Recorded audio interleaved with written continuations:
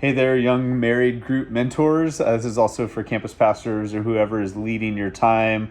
We are in month 2. It is March. And so far, we've gotten lots of great feedback about how the first month went. So really excited about that. Thank you guys for all your investment in these couples. And please give feedback to your campus pastors and to us at the network, just so we can help better shape this as we go. So far, it seems like it's been just really great. Giving space for these young couples to really process, build friendship, and connect, which was our goal. So thank you for that. A couple just housekeeping things. If you could do your best to keep attendance, just write down the names, get that to your campus pastors. We really want to track who's involved in these groups, make sure that that's updated on their profiles, and that we know if this is working and how we're doing at really getting people connected. So if you could do that, that would be fantastic. And then also, if you could just give us feedback about the content we're giving people to watch and listen to on their own. Is it too much? Is it too little? Are people actually listening to it? Any feedback regarding that would be really helpful for us as we're sort of plotting out the rest of the year. So this month, we're going to be talking about sex, which for some people is really awesome and some people is really not awesome. And so I just want to encourage you to kind of hold a couple things in tension. One, I think it's important to be lighthearted about it and not over serious. Like, there's a lot of easy, that's what she said, kind of jokes that make it light and funny. And at married group events, that's, I believe, acceptable to do, where everybody kind of acknowledges, like, oh yeah, it's a thing. We all have sex, some more than others, but it's a thing that we all do. And it's important to make it light, but also keeping in mind that there's people who have been very hurt by sex.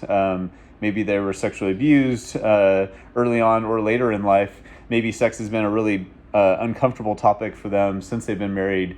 Maybe one thinks they're not doing it enough, or the other person thinks it's too much, or maybe it's been awkward, or maybe there've been fights over it. So just keeping all those things in mind, that some people have a great sex life and others don't, but it's a very, very important part of our marriage. It's one of the things that keeps us together, and it's the defining thing that's different than every other relationship that we have, right? Hopefully, the only person we're having sex with is our spouse, and so that's something we share only with them. We can have intimate relationships with everyone, but only sexual intimacy with our spouse, and so this matters. Be careful not to tell them how much they should be having sex or not. I think that differs for everybody. In a healthy marriage, it should be happening with some frequency.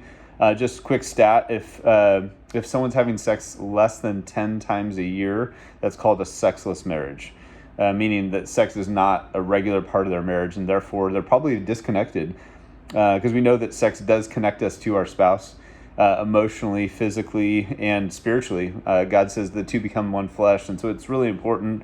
So it's not just a joke around time. This is actually a both kind of time where we can dig deep. As marriage mentors, it's really important for you to get on the same page about what you want to share about sex.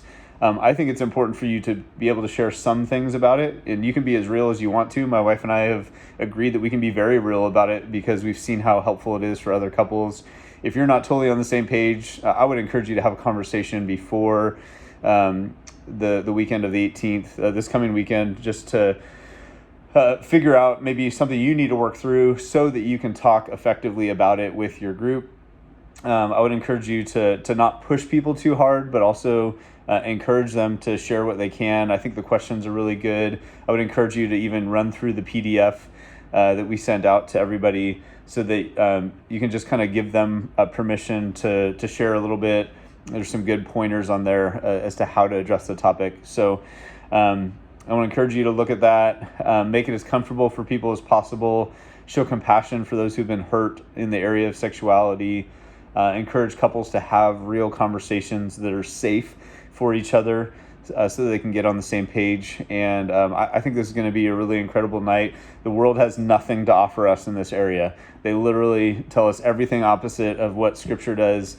And the area of sexual fidelity and the way we encounter sex is one of the main differences for believers and non-believers. That's one of the key things that's different. Everyone in the world can be nice.